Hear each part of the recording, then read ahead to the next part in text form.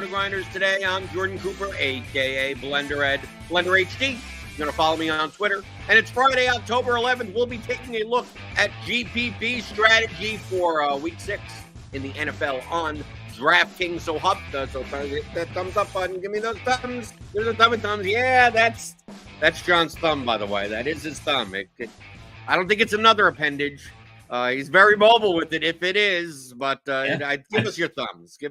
Hit whatever you think the button means. Just hit whatever it is. The like button, the subscribe button, the notification bell to know when we go live. We got tons of content today on the YouTube channel for NFL. We got Tournament Taste. We got the Blitz Show for premium members. We got Solo Ship with this guy next to me. This guy. I have to point in the right direction next to me later today, and that's SquirrelPatrol, John Breslin. You were a week absent last week. I had to deal with Cardi and GPP strategy, which he's not the biggest GPP person, but you're back now, and we're going to talk about stacks and teams and games and stuff to win these large field contests on DraftKings. But we made sure, John, last week I made sure by the end of the show we had the tier list in a nice bell curve for you. I tuned in just at the end to make sure it was like the sideways curve. Okay, it looks good. Everything's under control. I can tune out. But later today you'll have the Solo Ship show with JM to win, and that's more geared towards the smaller single entry, higher stakes types of contests. But this show, it's more we want to win the Millie Maker. Yeah. Yep. Yeah. So 3:30 Solo Ship. It is live this year, which causes all kind of mishaps and hijinks. And then it's supposed to be single entry. We really just talk about the slate. But we try to mention single entry at least once per show. Yeah, and then got the Hitting the Nuts article coming out. It'll probably come out like tonight. And then all of the normal lineup HQ tags, expert survey. And then I don't know if we're allowed to talk about UFC, but that's coming. It's tomorrow. Got a decent card, and so have the takedowns article for that tomorrow. And you can get a lot of the premium stuff by signing up for a combo premium package. But we also have a combo light package, right? If you don't want to spend all the money on everything that we have and all the tools that we have, if you want just the kind of like a research package, which includes all of our premium written content. Then we have for all the sport. This covers all the sports. So you have Plate IQ for baseball, Court IQ for basketball. We got a Gridiron IQ for NFL. Plus, it includes SimLabs. So even though you're not using Lineup HQ and you're not getting all the projections, all the ownership, SimLabs kind of takes that all into account to help you easily build lineups for the contest sizes that you're in on DraftKings. And we'll be talking a little bit about SimLabs on this show today because we'll be going game by game, 10 games on the docket. And overall, John, I said it on Wednesday's show, I think this is a very good GPP slate because there really isn't like screaming value as of yet. I mean, we don't know. We have the Friday practice reports still yet to come out. There's like the running back chalk is not like great chalk, but there's no great running back. But it seems like the slate is priced fairly decently on DraftKings, where the differences between a bucket of receivers or a bucket of running backs isn't that dramatic. That there are a lot more combinations that may be lower owned that probably shouldn't be because, the higher owned play should be a little bit higher owned, but it shouldn't be. Tony Pollard shouldn't be 30% owned on this slate, or even Bijan Robinson shouldn't be 30% owned. They're probably two of the better running back plays on the slate, but the next 5 running backs don't project all that much differently. And you can kind of say the same thing for wide receiver. I think correlation is much more likely to rule the day in GPPs because that's kind of the only way that you can kind of boost your lineup from a projection standpoint. Because I went through, John, and ran 300 lineups in Lineup HQ in a multitude of ways. you get a very wide array, like a player pool. If you set like on lineup HQ the randomness to even like 10 or 15%, like you get lineups with a whole ton of play. You don't get like these like 95% exposure to this player. Like you get a very wide array. So I'm much more likely on these slates to team game stack, because if all game goes off and all the pricing is kind of competitive, that's a better way of playing rather than, play like a chalk Drake London one-off or something. Yeah, I agree. I like to go through the slate before I look at projections. Like I like, just go game by game, take like a couple sentences of notes or whatever, and just maybe highlight some guys. Like, oh, I think this is a good matchup, or the game script might go in favor of this player. And then I take a look at the projections and projected ownership. And when I see guys like when I cannot understand the projected ownership, that makes me feel really good, right? Like I think, oh, I've got all these plays here listed that I think have great matchups, and everybody's on somebody else. Like that's good. So yeah, I agree. It's that kind of slate, and we always see like ownership kind of concentrate in certain areas. And I think one thing that happened, I think this happened last week, and I talked about I really like the Baltimore Cincinnati game because it was too expensive. Like it was a great game environment, but it was too expensive, and people go, well, but the pricing, we can't get there. But then you always have like Friday injury reports. You have half the wide receivers in the league like injuring their hamstrings. And then another are just saying they have injured hamstrings to try to get traded. And suddenly you get all these value plays, right? All these running backs go down. Friday practice. I don't know what happened. I don't know what these guys are doing on Fridays, man. But then you get the value, and everybody's already kind of mentally set. And like, no. I really like this game. Like, well, no, you have enough value. You have like Tyrone Tracy or whatever. You can go, put him in, and then you've got a starting running back. Hope it goes well, and then just load up on Jamar Chase and Lamar Jackson. And suddenly that game that was too expensive is no longer out of reach. Well, let's go game by game. We got the tiers, right? We do that every week. We got the 20 teams to put into the tiers: A, B, C, D, and F. And these are for like stacks for, not just the players on the team, but you're stacking quarterback, wide receiver, +1, +2, maybe a run back on the other side. And this is ownership adjusted, which means the higher owned the combinations are, maybe they get a little bit of a ding, and the lower owned they are, they kind of move up on the board. First game is a good one. It's like the normal. We've been saying this every week. There are great games, and there are games where you look at it and you go, "How do I play anyone from this game?" But there may be an exception this week. There may be an exception, but we'll get to it. We got the Ravens at home with I think the highest implied team total on the slate at 29.25 against the Commanders at 22.25. So it's 7-point home favorites for the Ravens. Lamar Jackson, historically, obviously high ceiling. Now with Derrick Henry there, maybe he does. We got these running quarterbacks that are expensive that it's hard to make stacks out of because either, they have running backs that steal points or they spread the ball out enough. And also the narrative is that, well, if Lamar Jackson doesn't need any, if it's going to be an easy win, that's not a ceiling outcome for Lamar. You want a competitive game at least. But with this implied team total, I think Zay Flowers is maybe a little bit overpriced, but there's no like value wide receiver. There's not much value on the slate anyway. So like overpaying by a couple of hundred for a wide receiver, I don't think is awful on a slate like this where are you spending the money anyway? I don't mind playing like Lamar plus Flowers, even a cheap like Rashad Bateman or something like that. I don't think the Ravens ownership is going to really get that out of hand. And I don't know. I mean, like the Jaden Daniels side is a little bit interesting, but I mean, SimLabs doesn't really like Jaden Daniels' side. Loves Lamar Jackson. I get a feeling if I want to keep that game a little bit competitive, especially we saw with the Cincinnati game that attacking through the air is probably the best way.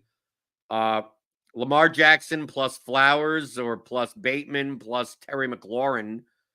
Uh, I mean, this game isn't going to be unowned or anything, but I think people are going to be more attracted to other games. I think it's going to suffer from the same thing as last week with the Bengals, that the pricing, it's like, how do I fit in Lamar? How do I fit in Flowers? It's a little overpriced, but I think more people play Derrick Henry this week than play that full stack. Yeah, I love this game. You've got the Commanders heading up to Baltimore. It's got a lot of local interest for me. But I do. I mean, these teams have both been in major shootouts this season, and now they're playing each other. I would actually, I'd put the Ravens in A. I'd put the Commanders up in B. I think there's some interesting pieces from the Commanders side as well. I don't like. I'll have probably more Ravens led stacks than Commanders led stacks, but I don't mind. I don't mind Commander stacks, and I don't mind I think the Millie Maker lineup, Millie Maker winner last week was Lamar Jackson with none of his own receivers, but with two of the opposing team's wide receivers. So yeah, I'll definitely have a good amount of Commanders. I think there's some. I think you're right. There are the main plays from this game are overpriced. Like Lamar Jackson's a little bit too expensive. Derrick Henry's a little bit too expensive. We're showing Zay Flowers with high ownership, and I don't know if he'll really get there because he hasn't done that much this season. I don't think he's going to be like the highest owned wide receiver, one of the highest owned wide receivers. I was going through a good amount of like content already this week, and it's like, oh, Zay Flowers is kind of an under-owned play, maybe like a sneaky play or something. And then I saw we had him as like one of the highest owned wide receivers. I think we've got him as the highest owned wide receiver on DraftKings. And I'm like, oh, I don't think he's going to be that highly owned. But yeah, I like all pieces of this game. I probably been, of all the players over the 10 years or so I've been playing DFS, the guy I've been the most under the field on cumulatively is probably Derrick Henry. And I'm probably going to be playing a lot of Derrick Henry this week. I think he's like minus 280 or something for a touchdown. And those odds are like obviously maybe not entirely accurate, but that just gives you maybe an indication. I don't think I've seen odds that good on a touchdown. His odds for 2 touchdowns aren't that bad. So, and this is a Commanders defense that we know can just be absolutely pieced up. So, yeah, love the Ravens. Really like the Commanders. And also, just for the sake of the running back position, I don't think it's very strong this week that if you happen to get 100 yards and 2 touchdowns out of Derrick Henry, I mean, he may be the running back that you need to have. I mean, some of these running backs I see in the 6K range could easily just score 12, 13 points, and Derrick Henry's 30. Just, okay, you need him. There, you're done. I mean, and he's 8K. Yes, he's overpriced, but you could say that about you could say that about the 8K level kind of wide receivers also. But I think the opportunity cost at running back this week is actually low because I'm not jamming. Most of these first couple of weeks have been, okay, there's a group of 3 to 5 running backs that I'm playing, and then I'm just cutting off the rest of it. This one is like running backs a position, and I got to play someone, but like, why should Chuba Hubbard be 25 to 30% owned when the Panthers are horrible and underdogs, right? Like, do I need to play Najee Harris do I need to jam in 70% exposure to Najee Harris? These aren't the running backs that I'm like scared to fade. Derrick Henry obviously has a ceiling where, a lot of times you get those 12-point games, 8-point games where he doesn't score. But then you also get the 40-point games where he has 150 yards and 3 touchdowns. Yeah. The Commanders, just to throw some stats out there, Commanders give up the second most yards per carry in the NFL this season. The Ravens give up the second or third most yards per reception. So I love the idea of you can even not play a quarterback from this game and play like Derrick Henry and Terry McLaurin, and hope that hits, right? Like, because I think Lamar Jackson will see some ownership, but what if it just ends up like, what if Derrick Henry gets the ball the first play of the game again and runs 87 yards for a touchdown? Then it might not be a Lamar Jackson game. It might be a Derrick Henry game. But then Washington's going to have to pass the ball. That tends to be the weakness of the Ravens defense. And suddenly this game just starts taking off. Okay, next game on the slate. I'm trying to look up over. Okay. All the players are in. We got Arizona at Green Bay. Green Bay with a 26.25 implied total. They're about a 5.5-point home favorite over the Cardinals. John, you've played poker before, right? Yeah. Yes. Recreational. Poker enough fun. Have you heard the term flop lag? Yeah, I don't know what it means. Okay, you know the flop and hold 'em. You get the three cards that come out. Yeah. You have a hand where you played last hand, right? That it's like you have a king queen in your hand, and then the flop that flop comes out like 3, 4, 7, and you're like, okay, well that sucks. And then the next hand you don't get king, and it comes out ace jack 10, right? Yeah. So it comes out that you flop the straight. So like it's like flop lag. It's like, no, I needed that flop like last week. Like now it happens. Green Bay was like super duper ultra chalk to the point of stupidity last week. Why not just flop lag it this week against the Cardinals defense and just play a Jordan Love, Jaden Reed, Tucker Kraft got priced up to 4,800, and he dunked on everyone last week. Of course, there was one big play that he did it on. I don't think people are just going to go back to Tucker Kraft at 4,800. They're going to go, okay, that's the fish move. That's the dumb people are going to chase the game logs, right? We can't pay 4,800 for Tucker Kraft. Dontavian Wicks had four drops last week, and Romeo Doubs is back from his suspension. We can't play Dontavian Wicks. It's still the Cardinals defense. I'm not sure even if we have Jaden Reed at fairly high ownership also. I still think Drake London is going to be higher owned than Reed, as well as, Zay Flowers. I don't know. Depending on this is all an ownership dependent thing. Like if people are just going back to the Packers, then okay, maybe not. But I think the Packers I put in the B tier because I think people got burned last week, and maybe they just go, okay, we're done with the Packers, and Dobbs is back, and Christian Watson's on his way, and Malik Heath was getting some targets, and people will play Josh Jacobs as leverage, or something like that instead of playing like Hubbard or Pollard. I don't know. I think the Cardinals on the other side, you could either easily play Connor or Michael Wilson or Marvin Harrison Jr. And I know that some of these guys are a little overpriced. Like Marvin Harrison Jr. is technically overpriced, but he was also overpriced in week 2. And you needed him in order to win at like 2% owned. And he's that type of guy.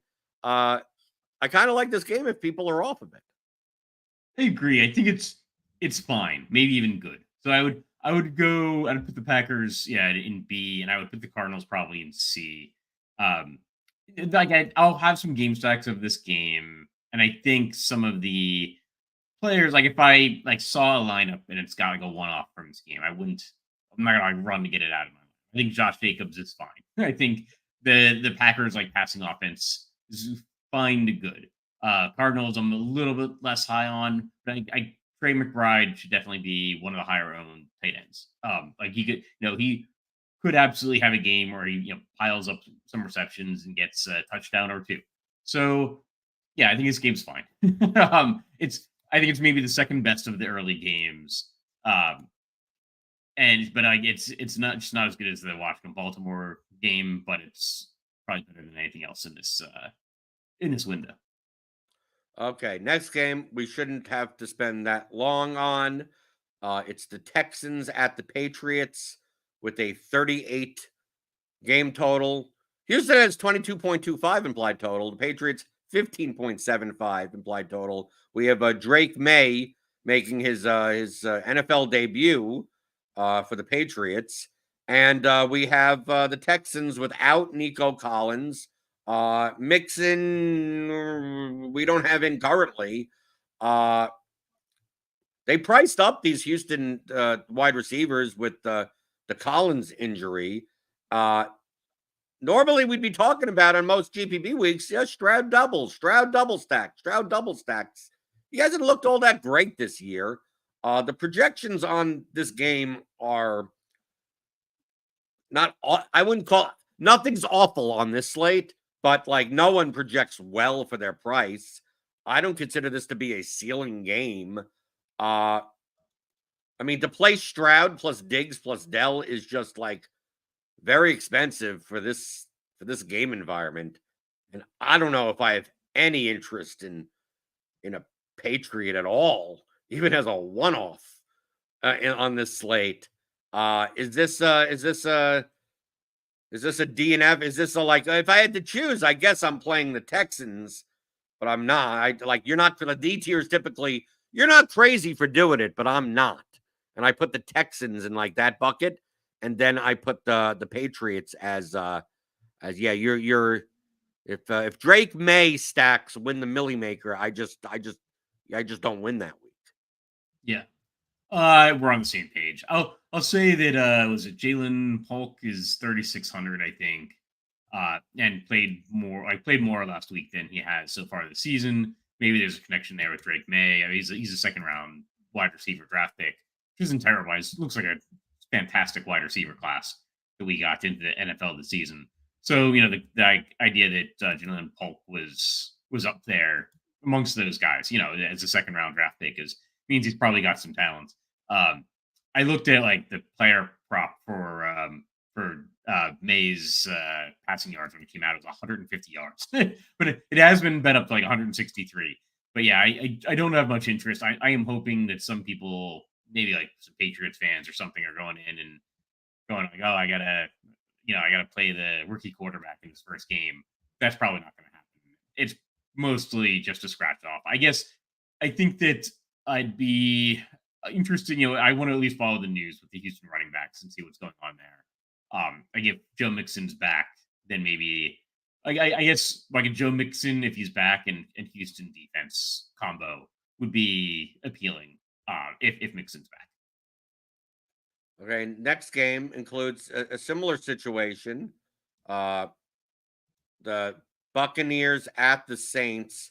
The Saints have one of the lowest implied totals. No, the Saints at the beginning of the year was like, oh, is the Saints offense the 2000 Rams? The Saints or whatever. Well, the Carr's out. Spencer Rattler is in at quarterback. The Buccaneers have a 22.25 implied total.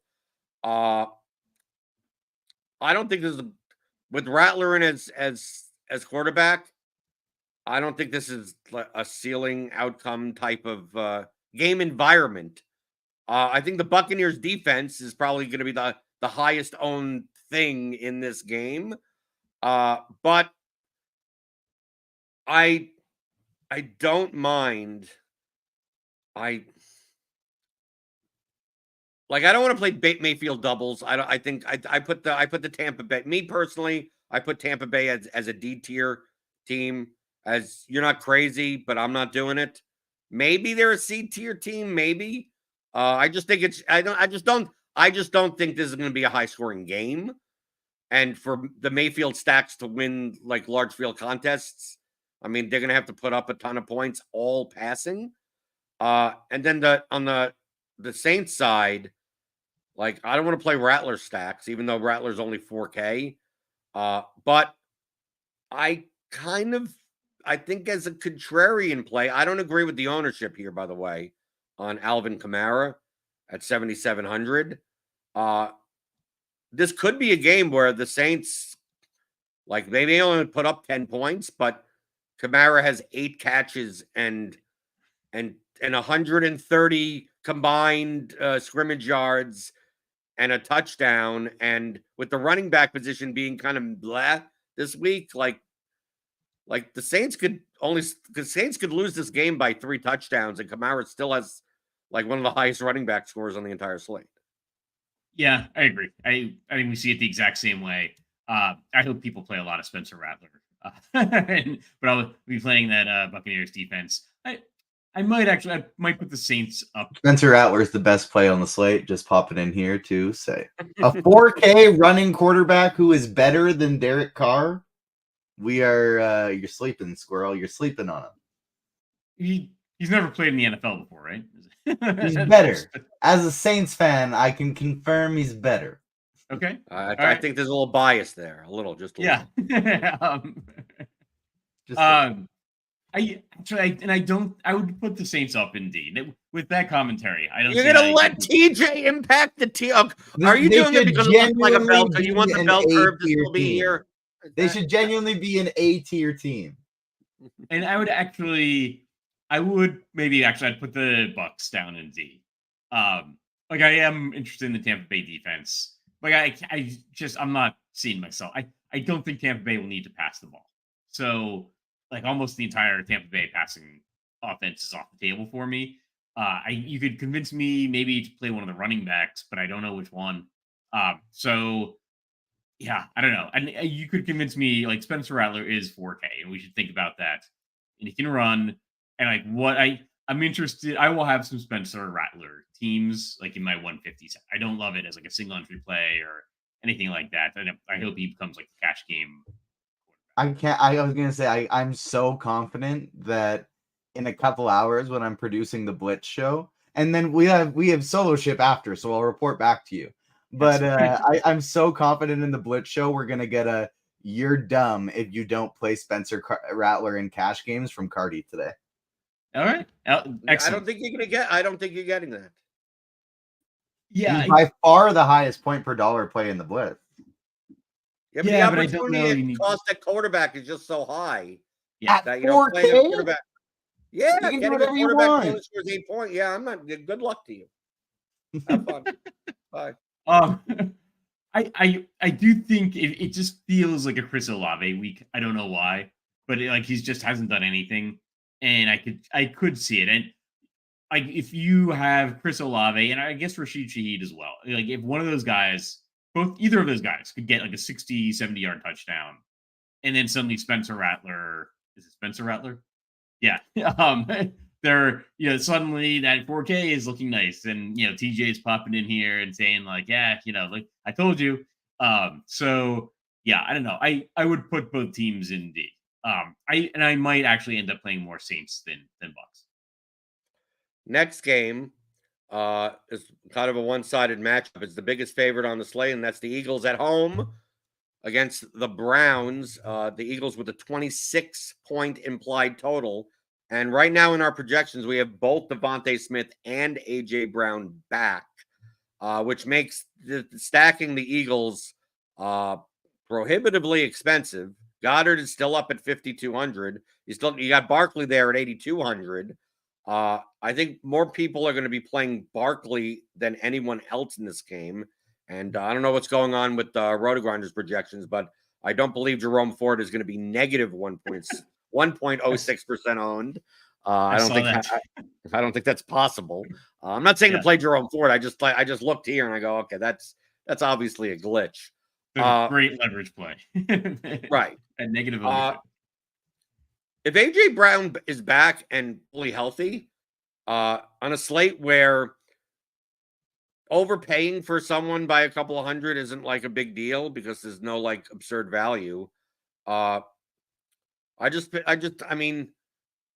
think people think Jalen Hurts is bad or not as good. I think they think the Cleveland Browns defense is good when they're okay. And I think Deshaun Watson is just so bad that the Eagles could just possess this ball for 3/4 of this game and just get so many possessions that, the Eagles put up 5 touchdowns this game. It's just where the ball goes to. I don't like the price, but I think more people play Barkley than play Hurts and Brown or even Hurts by himself or something, and he scores rushing touchdowns. I just, I was on the Brown side, like all these Watson stacks. And Watson can't be that bad for this long. Yes, he can. He can be, and they're committed. They're committed to playing him. If this was Jameis Winston, I would be talking about let's play the Browns against the Eagles defense, but it's not. But I still don't mind playing Amari Cooper at 6K or so because he gets all the air yards at least, even though Watson could never hit him. I just think people will stay away from this game and just be like, it's overpriced. I prefer, obviously, the Ravens-Commanders game, but I don't mind the Eagles. I'm struggling. They're not A. but I'm not sure if they're B or C. And the Browns, yeah, good luck to you. I ain't playing the Browns this week. So what are your thoughts on the Eagles? I would put the Eagles in B, and I think they're closer to an A than a C.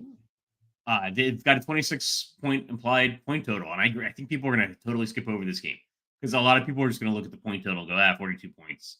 They have one of the higher implied point totals on the week.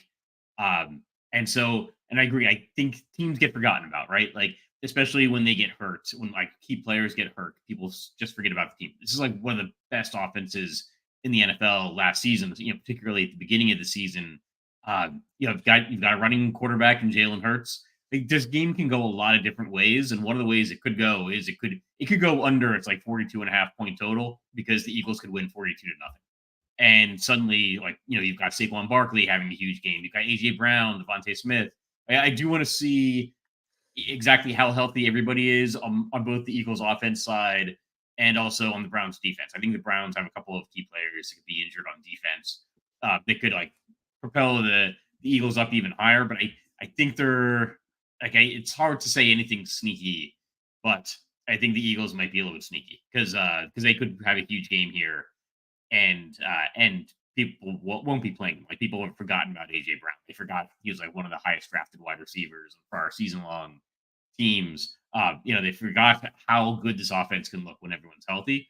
And Saquon Barkley adds another element. I was actually thinking that maybe the Eagles thought that last year they peaked too early. So this year they had AJ Brown sit a couple weeks of a hamstring injury and then, get Saquon Barkley going. And now they want to get all the pieces back and build some momentum as the season goes on. So that could start here. And actually, I don't mind the Browns. I would put the Browns up in C. Ready to get hurt again. I think it would basically be Deshaun Watson and Amari Cooper. I don't know that I have interest in anything else. I think we got to see what happens with the running backs because there's talks that Nick Chubb might get in the game this week. Is that a full workload? I'm not sure, but yeah, I don't know. The Deshaun Watson thing is kind of a mess, but he's potentially he's probably going to have another couple of big games at some point this season. DJ State is cutting off the show for putting the Browns above the Saints. The Browns have a higher implied team total than the Saints today. No, Cleveland's below them. Okay, so now maybe I do agree with TJ a little bit, right? Maybe at least on the same level. But yeah. Next game, maybe there may be a surprise. Next game. Okay. We got the Colts at the Titans. Titans favored, 3-point favorites at home, 23-point implied team total. The Colts 20-point implied team total. It looks like Richardson's going to be in. Pittman is injured. Jonathan Taylor is likely not to play. And the highest owned player in this game is going to be Tony Pollard. I ran some stuff through SimLabs earlier. And if I just look at top 100 lineups, so if you don't care about how often you cash, you just care about how often you come in the top 100, one of the highest exposed quarterbacks I get is not Anthony Richardson, but Will Levis at 4,800. It surprised the hell out of me. This is what I mean by, I don't get it, but I get Levis plus Hopkins or Levis plus Ridley plus Okonkwo, and some of those lineups could have downs because obviously without Pittman there, people will be like, okay, we're gonna play Richardson plus Downs, Richardson plus Ad Mitchell. The Titans defense is okay, but I'd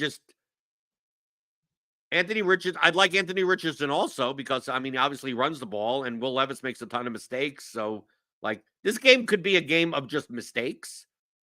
So maybe the defenses are better to play in this game. But I just wanted to highlight, if Tony Pollard is going to be one of the top 3 running back plays on the slate, leverage, you just play with Levis. And I even think you can play a Levis-Pollard lineup because Pollard does catch the ball out of the backfield. I'm only mentioning the Titans, Remember the Titans. I'm putting them in the C tier, but they're like a SimLabs approved, tier up here. I don't think, John, you were expecting me to come in going, I'm interested in the Titans. Yeah, I didn't. I was really surprised. I thought for sure you were going to say like Anthony Richardson. It actually, my first reaction, my gut reaction is like, oh, I can see some reasons why that's off. Like why SimLabs is off. Because like the Colts defense gives up a ton of yards, but it's really like rushing yards. And there's a good chance Tennessee just doesn't need to pass the ball. So it's like SimLabs is getting itself confused. But now that I look at the prices, yeah, Will Levis is 4,800. Like we're talking about playing Spencer Rattler. Like Tennessee's actually favored to win the game. Everyone assumes it's going to be a Tony Pollard game, but what if it's not? Like we can't predict the touchdowns that well as we think we can, nor can we like predict like the game scripts or the coaching strategies as much as it seems obvious to us. Oh yeah, like Tony Pollard's just gonna run the ball up and down the field. That's not necessarily what's gonna happen. Yeah, Will Levis is 4,800. He's got like cheap unowned wide receivers. Why not? Like why not? why not Will Levis? Will Levis gets 2 touchdowns. Maybe he runs one in, and suddenly at 4,800. Like he's having the game that we hoped Spencer Rattler would have. Yeah, I don't know. I could be talked into some Titans. It's definitely a large field thing. Yeah, put this into perspective, right? Right. TJ's still going off about Spencer Rattler. Tennessee has a higher implied team total than the Commanders. Yeah. They have a higher one than the Texans. They have higher than the Buccaneers, right? And it's like people are like, oh, Mayfield Evans, Mayfield Godwin. Okay. Daniels McLaurin, whatever. It's like, dude, the Titans have a 23 that they're projected to score 2.5 to 3 touchdowns. And everyone just assumes it's going to be, on the ground. And I look at the ownership on these players and go like, no one's playing the Titans passing game. No one. Yeah. It makes some sense. The more we talk about it, I don't like it. Let me just tell you, I'm not saying that because I like it. It's just that this morning, because if you get a combo light package here, which is significantly cheaper than our combo premium, you get full access to SimLabs, which you don't have to mess with the lineup HQ settings or do all that type of stuff and look at combined ownership, whatever. Like SimLabs kind of does that all in there. It's a little black box for you. And it's like, okay, I'm going to run all these lineups, 150 lineups a couple of times. I'm going to save like the highest, like top 100 ones out of all these runs. And like Will Levis comes up as like the 5th highest quarterback in exposure in the entire set and way above like guys like Spencer Rattler and Bo Nix and Aiden O'Connell, Drake May, Andy, those cheap quarterbacks. So it's like, is it a byproduct of price? And it's like, no, because it's not like these guys are that much priced differently. And I'm just like, what the hell do these lineups look like? And there are a lot of Levis plus wide receiver plus cheap tight end, or Levis plus Pollard plus Ridley, like stuff like that. And I'm like, I don't know, SimLabs, I gotta come to the people, John, and tell people about what SimLabs says, and if it's like you just shrug your arms. I mean, you mentioned the price thing. Remember how we led off the show is that like the pricing is kind of tight. Like there's no like you got to slam this guy. So really, in those environments, like any lineup you make that is halfway decent projection is not going to be that much like win percentage different. Like I'm not saying that you play a Titan stack and then also just like, play off the board stuff. But like, if you just plug in like Levis, Pollard, Ridley, and then just press the button and play the optimal lineup from there, I mean, that can't be much worse than a lot of other lineups. Yeah, it is. Like, and you can get a lot into your lineup when you like have a $4,800 quarterback. It's a shame there's not more viable like sub 5K quarterbacks. But yeah, I don't know. It's interesting. Like, and they didn't look that good against Miami, but they didn't really have to. Did they? Because they could just run the ball, and like Miami just had nothing on offense, so there was no reason for them to pass the ball at all. But like, what if they are willing to pass the ball a little bit more? And that Miami game was just kind of a one-off situation. Yeah, it's kind of interesting. Yeah, I would put both teams in C. Anthony Richardson also on the other side. We have to see what happens with like the Colts wide receivers injuries. Like Anthony Richardson hasn't looked good. He just constantly gets hurt, but his price is starting to drop, and that upside is still there. Yeah, this game's actually a lot more interesting than I thought. I'm gonna see what Jam to Win says about this game, because it seems like I felt like SimLabs. It's the type of spot where like JM would be like, here's some interesting note about some coaching tendencies or how the Colts defense plays. You know who's going to be in my player pool? Will Levis. There's always that moment on that solo ship show where JM comes out and it's like, I didn't look at ownership. I didn't look at anything. I have no idea what's going on in the outside world. I have no spreadsheets in front of me. And I'm wondering why Will Levis isn't one of the highest owned quarterbacks. And it turns out he's going to be too, like, there's always that moment on that show. And maybe it's going to be the type of thing that you bring it up later today. It's like, we were talking earlier about it. And he goes, no, this is awful. It's like, I will not be doing that. It's like, I have no idea. It's going to be one of the two. But it's not me. It's Sim. If you blame anything, it's SimLabs. I'm going to put a little asterisk. This is SimLabs. We're just trying to go through why SimLabs would like this more than these other cheaper teams. Yeah, it is. I mean, it's interesting. It's always interesting to line the teams up by implied point total as well. Like Tennessee is like 1.5 behind Dallas in terms of the implied point total. So yeah, it's interesting. I would have kind of scratched this game off, other than saying, oh, you could play an Anthony Richardson, team or whatever. But yeah, I could be talking some Will Levis. Okay, next game. This should be quick. Yeah, the Chargers at the Broncos. It's a 35.5 game total. Play the defenses. Maybe can you play a J.K. Dobbins one-off? Can you play a Sutton one-off? Can you play a Ladd McConkey one-off? Can you play a Javonte Williams one? Can you play? I guess, and even then, do we put both of these teams in the F tier? I mean, do you have any interest in a stack of a Herbert or a Bo Nix stack at all? Even though no one's it's low. It's low owned, but we just talked about Will Levis, but I'd rather do the Titans than do two teams that don't even have 20-point implied totals. Even the favorite team has a lower than 20. My note for this game is I wish the kickers were in play. I would put both teams in the F tier. Do we have to talk anything more about this? I mean, it's kind of obvious. I think Cortland Sutton is really cheap, and if you play that's probably the piece from this game that I would be interested in playing. I'll note I don't think these teams are that bad, but just for fantasy purposes, there's nothing the chance of this game turning into the game you need to have, are just so low. I don't think either team wants this to be a shootout, so they're not trying to pass the ball. I mean, it's 35 points. Somebody could get 2 out of the 5 touchdowns that are, and then being in play. Hopefully it's Cortland Sutton. I probably will have some Cortland Sutton. I think he's the best, I think, wide receiver at his price point. But I don't know. I honestly don't know even if I'll have that much of him.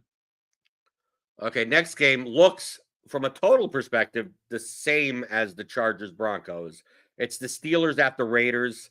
This total is 36.5. The Steelers 19.75 implied team total. Raiders 16.75 implied team total. Aiden O'Connell starting for the Raiders. And if you run top 100 lineups in SimLabs, the number one exposed quarterback on the entire slate for top 100 lineups is Justin Fields. And it's Fields-Pickens lineups. And if you have the Blitz has a bit of a hard-on for George Pickens this week. If you're betting with the blitz projections, you're taking the Pickens over 45.5 this week. I mean, I don't particularly love the game environment. I mean, obviously, you have Warren out and Patterson out. Najee Harris didn't just get like everything from the backfield, but he should get a majority out of the backfield. This Raiders team is bad, but I still don't think the game environment is great. But boy, Fields 5,800, Pickens is 5,900. Tight end, there's not much opportunity costs. So you can pay 4,300 for Pat Freiermuth. If the Raiders go 3 and out all these drives, I don't think the Steelers are the type of team that just like step on the gas or anything. So like my natural instinct is like, this is fine, but SimLabs just basically says that for this price, Fields comes up like nearly double any other quarterback. Over Lamar Jackson. And you get you get Fields, Harris, Pickens lineups also. So, SimLabs would say that the Steelers are an A tier stack, but I don't know if we're gonna veto that and move them down. But SimLabs would put them above the Ravens as the stack to get a top 100 lineup in a large field contest. Yeah, I don't know about that. I'd put them down. I'd put them down in C. Like I could play them. I think Justin Fields and George Pickens is a thing that you should be willing to play, especially in like multi-entry, the Millie Maker type contests. There's maybe some kind of squeaky wheel narrative with Pickens, but like Justin Fields really needs a big rushing day to get there. And he's not. I don't know. He's only $200 less than Anthony Richardson. He's $1,000 more than Will Levis. So I don't know. He's $1,800 more than Spencer Rattler. I think he's going to be owned. It seems like a trap play or something, right? Like he's going to be owned because of projections. SimLabs doesn't have any, but SimLabs doesn't know about traps. SimLabs has no bias. Like, oh well, this is SimLabs just says what it says. Yeah. I'm standing up for SimLabs, John. I like their Will Levis better than this Justin Fields thing. I don't know. Yeah, I don't know. Like I'm interested in the Steelers defense. Like I like the Will Levis thing makes some sense because Indianapolis has like an offense that can perform. I don't know if that's true of the Raiders. So like I could just see I'm more interested in like a Najee Harris Steelers defense stack than having a bunch of Justin Fields. It's absolutely fine for multi-entry set. I'd probably have 5% or so, maybe more of Justin Fields. Absent other information, I just don't know. Like I think their implied point total is still under 20 points. Like 19.75. I don't know. Yeah, it's like 3.25 points less than Will Levis and the Titans. I don't love it. Because I think he will see some ownership. I think Fields will see some ownership. But I think that he had one big game this season, and he needed 2 rushing touchdowns to get there. And if he gets 2 rushing touchdowns again, and 50-something rushing yards, he's got another good chance of being the quarterback that can win you a millie. I just think he's going to see high ownership, and his chances of getting those 2 touchdowns really aren't that high. Okay, next game. We got the Falcons at the Panthers. Falcons have a 26.5 point implied total. Panthers 20.5. I think this game is going over owned. I think Hubbard and Bijan are going to be possibly the 2 highest owned running backs on the entire slate, and Drake London may be the highest wide receiver on the entire slate. I think. SimLabs does love the Cousins is number 3 as far as stacks are concerned in SimLabs. Playing even Cousins plus Robinson plus London is doable. Playing a Ray McLeod or Darnell Mooney in a double stack. Playing Deontay Johnson as a run back instead of Hubbard. I think all these guys are in play. It's just that you're not really getting much of an ownership discount because I think all of these guys are double-digit owned. I mean, I think even Ray McLeod goes 10% owned, and Mooney goes 14% owned, and Drake London goes 22% owned, and then both running backs are 20+% owned. It's a game against the Panthers. I mean, like, the Panthers crap the bed all the time. So it may not be conducive for a high-scoring environment. And the Falcons, do you ever trust the Falcons to be like a really dominant performance? 41-3 for the Falcons. I don't. I mean, I think from a projection standpoint, median-wise, like these are like great cash plays. Like if your cash lineup has half this game, that's probably my cash lineup. That's fine. But from a ceiling outcome, I just don't think I think the ceiling is a little bit lower than what the ownership is going to be. But I still probably have to put the Falcons in the B tier. They're just not an A tier team because of ownership. I agree. I think this game is better for the price than it is for the game environment, if that makes sense. And the ownership's way too high. I don't know if it will really come in as highly owned because I think people see this same kind of thing. And people will look to get different. Like people are factoring in projected ownership now, and the projected ownership on this game is so high that I think people will look to get different. I'd maybe put the Panthers up in C.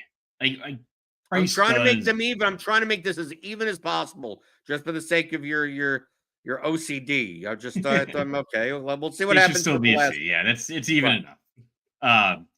Yeah, I don't know. This game is it's owned way too much. I'm kind of like interested maybe in Ray McLeod more than anything else because I think he's interesting, like leverage off of Drake London and Bijan Robinson. I know I'm going to end up playing a lot of this game because it's like when I'm looking to stack, the Commanders or Ravens or whatever, or the Eagles or the Titans. And I'm going to be looking at, okay, I've got this amount left over in my lineup. And the best player for that price is going to be somebody from this game. And I'm going to, okay, I'm going to put them into my lineup, and that's fine. I think stacks of this game are going to be overowned because it's like optimal lineups are going to spit out so much of this game. And that's like assuming we don't get any other kind of major injury news.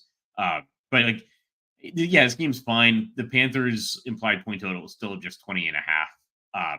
The Falcons is pretty good at 26.5. Like this should be a big Bijan Robinson game, but we're not sure we're ever going to get there. It should be a big Drake London game, but he's better, more of a median price play than a ceiling play, it feels like. So we'll see. It could be a shootout. I'll certainly have a good amount of this game in my lineups, but at the current ownership projections, I think it's over. Last game, we got the Lions at the Cowboys. This is a high total game, 52 game total. Detroit 27.5, Dallas 24.5. As I always say about the Lions, I think Lions games are ceiling games. I think they have great offense, but they just have so many mouths that they have to feed that it's hard for me to get on board playing Gibbs, Montgomery, Laporta, Jamison Williams, Amon-Ra St. Brown. That like they score 4 touchdowns. Where does it go? On the other hand, the Cowboys, now with Brandon Cooks out and Ezekiel Elliott is kind of not as much of a thing anymore. The Lions' run defense is pretty good, and the Cowboys have one of the highest pass over expectation teams on the slate. And we kind of know where the ball's going. I mean, really, you have Prescott plus 2 of Lamb, Ferguson, and Tolbert. I'm putting the Cowboys in the A tier. They're not going to be. They're going to be one of the higher owned teams. I think the Falcons will be up there. I think the Cowboys maybe the second or third highest owned team, and SimLabs has Dak as the 4th highest. The exposed top 100 in the chance. As far as exposure in SimLabs. And it's quite possible I don't have to play anyone on the Lions. It's just the Lions score a bunch of points and no one hits a ceiling, and I don't have to worry about it. But Prescott plus 2 seems, especially with Ferguson at tight end with 5K, right? Just Ferguson plus either Lamb or Tolbert, and feels too easy to me. And Dallas does have one of the high. I mean, even though they're a dog at home, they have one of the higher team totals in the whole slate anyway. Yeah, I agree. I love this game. I'd put the Cowboys up in A. I'd probably put the Lions in B. I think this is a game environment they can absolutely take off. I don't know. Like Jalen Tolbert is way too cheap. CeeDee Lamb is, he's affordable enough, I guess. I mean, I think he's the most expensive wide receiver. But still, I mean, it's kind of justified. He could have a huge game here. Yeah, the Detroit run defense is good. People like to pass on them. Dallas likes to pass the ball. This has the makings of a shootout. It's probably not seeing enough ownership, and it has it's similar to like the Baltimore Washington game. It has some cheaper pieces that you can put in that make like a stack affordable. So like optimal lineups are not going to be spitting out like stacks of this game like they are the Carolina Atlanta game, but there's enough cheap pieces that you can put them in that it makes it work. So you can put in like Jalen Tolbert, you can put in Jake Ferguson. I actually really like David Montgomery. I don't know why people don't play him. I think he scored a touchdown every single game this season. And he gets plenty of rushing attempts. The whole catch an occasional pass. So yeah, I don't know. There's a lot to like from this game. I'm going to be playing a lot of these stacks. I think it's great for single entry. A lot of single entry lineups are going to have just like a stack of Carolina, Atlanta, and this is just as viable. And like I've like made just some like dummy lineups, like putting CeeDee Lamb and Amon-Ra St. Brown in, and it's doable. Like you obviously have to take some risks elsewhere in your lineup, but it's absolutely doable. So yeah, it's great game environment, great game stack.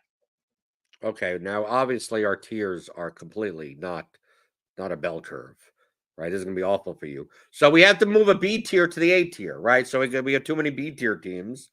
So we're gonna, if you had to choose between playing on this slate, ownership adjusted, the Commanders, the Packers, the Eagles, the Steelers, the Falcons, the Lions. If those are the only teams you could choose from, and you're going to play a stack, what team are you choosing? So I have to take one of these.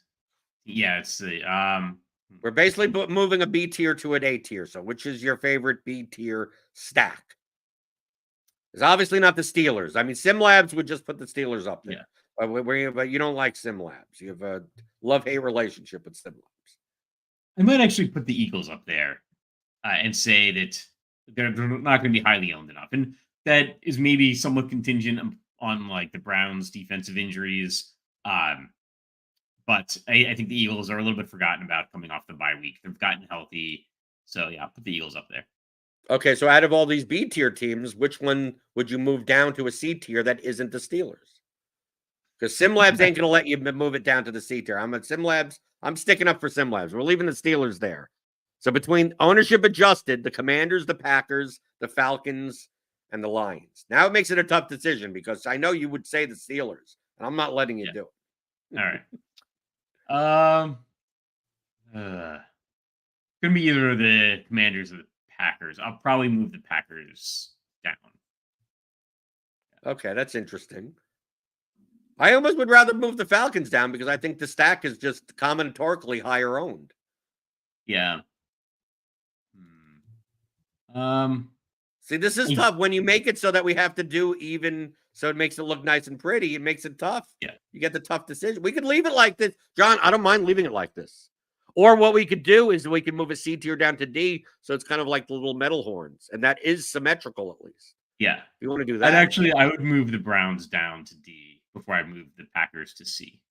Because there's really not much on the Browns that I'm that interested in other than, large field. I think you play some Deshaun Watson, Amari Cooper, but like, am I piling in a bunch of Browns wide receivers? No. Like that would be a pretty basic stack. So yeah, I'll move the Browns down to D. Okay, so now we're even. At least we get the TJ gets the Browns are at least on the same. Deshaun Watson and Spencer Rattler at least are on the same level. That Watson is not above Spencer Rattler, who is Spencer Rattler's the truth, right, TJ? He's the best quarterback to ever play football, I'm pretty sure. Okay, good luck with that, TJ. That's why he's producing, and that's not why he's on the show. John, what do you got coming up? You obviously the Hidden the Nuts article you mentioned in the beginning. The solo ship is you do it live, so that's at what 3 or 3:30 p.m. Eastern. Yeah, 3:30 solo ship. Got Hitting the Nuts coming out probably after that. It'll probably come out like tonight, like early evening, I guess, around dinner time. Great dinner time reading. And then expert survey, line up HQ tags. Got to get my Will Levis tag in there. Oh, you're gonna play there's don't SimLabs is gonna auto generate a that's what we should have, a SimLabs generated tags or something like that. Dude, it was new. Dude, I mean, I don't know. I didn't expect it. As of like 9 this morning, I expected to practically skip over the game and be like, oh, well, Anthony Richardson, should he play downs or whatever? And then it's like, why is Will Levis coming up so much? If I sort by top 100. Now, understand, if you sort by like in the money, Will Levis sort of disappears. So it's one of those things where maybe you make a lot and maybe you lose all your money. Yeah, no, it makes sense. So we'll see. I'll run it by JM on solo ship. See, right. I'm what he thinks. I'm going to listen later. It's going to be every time I listen to that show, it's typically 30, 40 minutes. You know, I love the way that he comes in with I didn't look at ownership. He takes his flight out of, you know, because he has to fly to another state in order to enter contests. And it's just like he's like oblivious to the world. And then he comes back on Friday and goes, okay, let's take a look at projected ownership, and goes, whoa, why is this guy so owned? And why is this guy not owned? Like, no clue what's going on in the outside world. Just gets up from his, like, you know, little bunker or something. And typically he'll have takes, or sometimes it ends up being the opposite. Sometimes it's like, this is the best spot in the world. And it turns out that everyone knows it, right? Unfortunately, everyone knows it. We're going to be so disappointed when he's just talking about Spencer Rattler the whole show. Well, we'll see. We'll see what comes up. But hit that like button on your way out the door. Hit the thumbs. Smash that like button. Hit the subscribe button. Hit the notification bell to know when we go live, because I'm always here Monday through Friday, 11 o'clock Eastern, talking about all things you're thinking about in daily fantasy, props, and pick'em on RotoGrinders Today.